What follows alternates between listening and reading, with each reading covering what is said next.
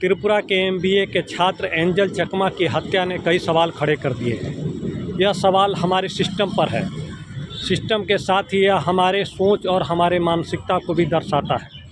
एक छात्र जो देहरादून में पढ़ता है और उसके साथ इस तरह की घटना होती है। सरेआम बाज़ार में उसकी हत्या कर दी जाती है। परिवार का आरोप है कि कोई बचाने के लिए आगे नहीं आता है। 48 घंटे बाद घटना में एफआईआर दर्ज की जाती है। परिवार का कहना है कि उस पर एक नस्लीय टिप्पणी की गई और उसके बाद ये घटना हुई। कुछ लोगों ने उसे बुरी तरह पीटा और तब तक पीटते रहे जब तक उसकी मौत नहीं हो गई। घटना के समय एंजल का भाई माइकल भी उसके साथ था और उसने पूरी कोशिश की, लेकिन उसे भी पीटा गया। वह भी घायल हुआ है। सवाल ये है कि हम तरक्की कर रहे हैं और तरक्की किस मायने में कर रहे हैं?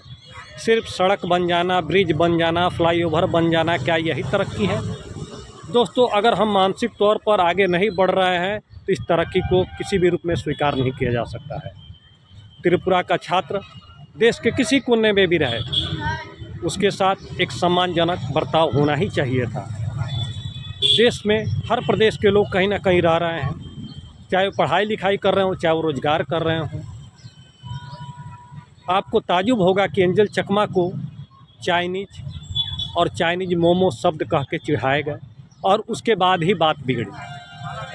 भले ही प्रशासन के अपने तर्क हैं, उनका कहना है कि नस्लीय टिप्पणी नहीं हुई है, यह एक आपसी झगड़े का देन है।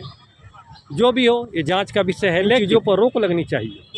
आखिर हम 21वीं सदी के भारत में रहते हैं और हमारी ये जिम्मेदारी बनती है कि हम समाज में अपनी सही सोच का परिचय दें।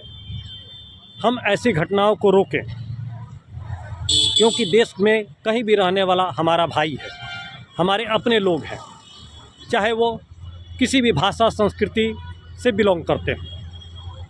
यह जब तक सोच नहीं आएगी, हम एकजुट एक राष्ट्र की परिभाषा को सही साबित नहीं कर सकते हैं।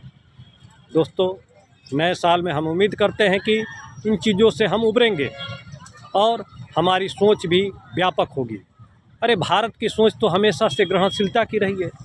इस देश की संस्कृति रही है कि हम हर चीज़ों को अपने अंदर समाहित कर लेते हैं। घटना 2025 की काफ़ी दुखद घटना रही, इसलिए इस विषय पर बोलना पड़ा। दोस्तों, जब कभी इस तरह की घटना होती है, मन को चोट लगती है, दुख पहुँचती है कि आखिर हम क्या कर रहे हैं।